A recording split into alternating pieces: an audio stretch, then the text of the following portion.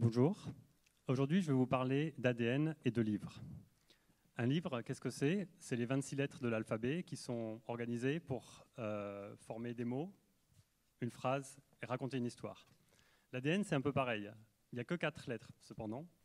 C'est les 4 bases, A, C, T, G, qui, de la même façon, assemblées, forment un gène, une fonction et un individu. Alors, il y a quelques différences, cependant. C'est que si vous parlez français et que je vous donne un livre en allemand, vous n'allez rien comprendre. L'ADN, lui, le code génétique est universel. C'est-à-dire que c'est le même ADN pour une bactérie, un éléphant ou une plante verte. C'est d'ailleurs comme ça que les scientifiques, en prenant un gène de méduse et en le mettant dans une souris, ont réussi à fabriquer une souris verte fluo. Il y a une autre différence de taille, celle-ci, c'est justement la taille.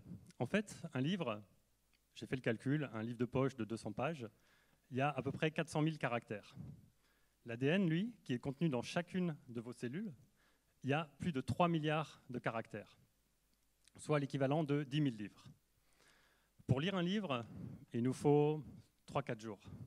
Pour lire 10 000 livres, il nous faudrait à peu près 80 ans, donc toute une vie.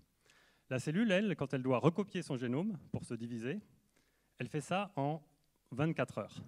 Donc elle lit l'équivalent de 10 000 livres en 24 heures. Et non seulement elle le lit, mais elle le recopie. Et c'est là qu'est le challenge, c'est qu'il faut recopier ces 10 000 livres sans faire d'erreur, parce que chaque erreur est une mutation, et l'accumulation de mutations augmente le risque de développer un cancer.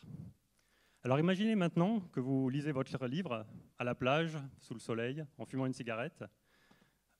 Les UV du soleil vont délaver un peu les caractères de votre livre. La fumée de cigarette, les cendres vont aussi endommager un peu les caractères. Et du coup, ça va être beaucoup plus difficile de reconnaître les caractères. Eh bien, c'est exactement ce qui se passe avec notre ADN.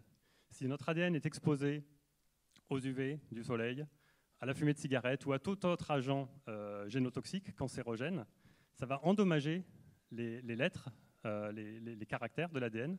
Et la cellule va avoir beaucoup plus de mal à le recopier et du coup faire plus d'erreurs et plus de mutations.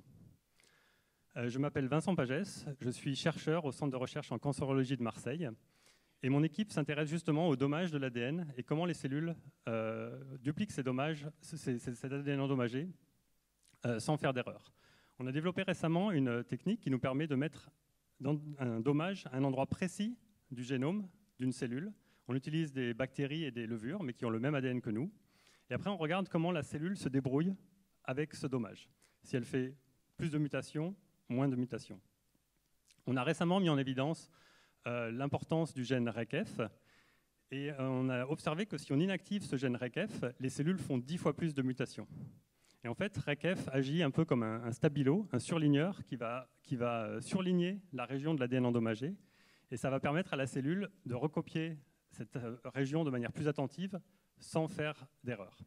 Nous poursuivons actuellement nos recherches et dans le but de découvrir d'autres gènes qui, comme RECF, permettront de recopier le grand livre de la vie sans faire d'erreur. Merci.